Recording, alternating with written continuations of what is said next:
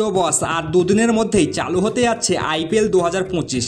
আর এই আইপিএল 2025-এ আমরা দেখতে চলেছি অনেকগুলোই নতুন অধিনায়ক ও অনেক দলে রয়েছে সেই আগের পুরাতন অধিনায়কই। এবারের আইপিএলে আমরা দেখতে চলেছি একদম তরুণ অধিনায়ক থেকে শুরু করে একদম অভিজ্ঞ অধিনায়ক রয়েছে কোন কোন দলে। আর এই অধিনায়কের তালিকায় রয়েছে কজন ভারতীয় ও কজন বিদেশি অধিনায়ক। তো চলো বস আর বেশি না বকে ফটাফট দেখে নিই যে কোন দলে কোন অধিনায়ক নেতৃত্ব দিচ্ছে এবারের আইপিএলে। তার আগে বস কমেন্ট করে জানিয়ে দিও যে আইপিএল ইতিহাসে তোমার সবচেয়ে পছন্দের অধিনায়ক কে। গুজরাট টাইটান্স। গুজরাট টাইটান্সের এবারের অধিনায়কের দায়িত্বে থাকবে ভারতের জাতীয় দলের ভাইস ক্যাপ্টেন শুভমান গিল। 2024 সালে গুজরাট টাইটান্সের দায়িত্ব দেওয়া হয় গিলের কাঁধেই। তখন থেকেই তার ক্যাপ্টেন্সিতে দুর্দান্ত পারফরমেন্স করেছে জিটি, তাই এবছরও গিলকে সরানোর কথা ভাবেনি গুজরাট টাইটান্স। মুম্বাই ইন্ডিয়ান্স। মুম্বাই ইন্ডিয়ান্সের এবারও দায়িত্ব রয়েছে হার্দিক পান্ডিয়া।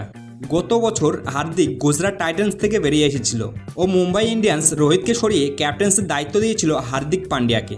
এই নিয়ে অনেক সমালোচনার মুখে পড়তে হয়েছিল হার্দিককে, কিন্তু তবুও এবছর মুম্বাই ইন্ডিয়ান্স হার্দিক পান্ডিয়ার ওপরেই ভরসা রেখেছে। কিংস 11 পাঞ্জাব। এবারে পাঞ্জাবকে নেতৃত্ব দেবেন গতবারের কেকেআরের অধিনায়ক শ্রেয়াস আইয়ার। যদিও গতবার কলকাতা দলকে চ্যাম্পিয়ন করেছিল কিন্তু এই শ্রেয়াস আইয়ার, তবুও কেকেআর তাকে ধরে রাখেনি, তাই এবছরে পাঞ্জাবকে নেতৃত্ব দেবে শ্রেয়াস আইয়ার। Kolkata knight riders. এবারে আইপিএলে গতবারের ডিফেন্ডিং চ্যাম্পিয়ন দল কেকেআরকে নেতৃত্ব দেবে অভিজ্ঞ অজিঙ্কা রাহানে। রাহানেকে কেকেআর এবারের অকশনে দ্বিতীয় দিনে বাই করে। অনেকেই মনে করছিল যে রাহানেকে নয়, 24,75,00,000 টাকা দিয়ে কেনা ভেঙ্কটেশ্বর আইয়ারকে এবারে কলকাতার অধিনায়ক করবে, কিন্তু কেকেআর ম্যানেজমেন্ট অভিজ্ঞ খেলোয়াড় রাহানের ওপরেই ভরসা রাখে। দিল্লি ক্যাপিটালস। দিল্লিকে এবছরে নেতৃত্ব দেবে ভারতের জাতীয় টি-20 দলের ভাইস ক্যাপ্টেন আকসার প্যাটেল। গত বছরে ঋষভ পান্ত একটি ম্যাচ না খেলাই দলের দায়িত্ব নিয়েছিল আকসার প্যাটেল, কিন্তু এবারে দিল্লি ক্যাপিটাল পুরোপুরিভাবে ভরসা রেখেছে আকসার প্যাটেলের ওপরই। সানরাইজ হায়দ্রাবাদ। এবছর আইপিএলে কেবলমাত্র একজনই বিদেশি অধিনায়ক রয়েছে, আর সেটা হলো হায়দ্রাবাদের প্যাট কামিন্স। গতবার প্যাট কামিন্সের নেতৃত্বে সানরাইজ হায়দ্রাবাদ ফাইনালে উঠেছিল, তাই এবারেও অস্ট্রেলিয়ার এই অধিনায়কের ওপরেই ভরসা রেখেছে হায়দ্রাবাদ। রাজস্থান রয়্যালস। প্রত্যেকবারের মতো এবারেও রাজস্থান রয়্যালস ভরসা রেখেছে সঞ্জু স্যামসনের ওপর। সঞ্জুর ক্যাপ্টেন্সিতে রাজস্থান রয়্যালস গত বছর সেমিফাইনালে পৌঁছেছিল। Royal Challengers Bengaluru.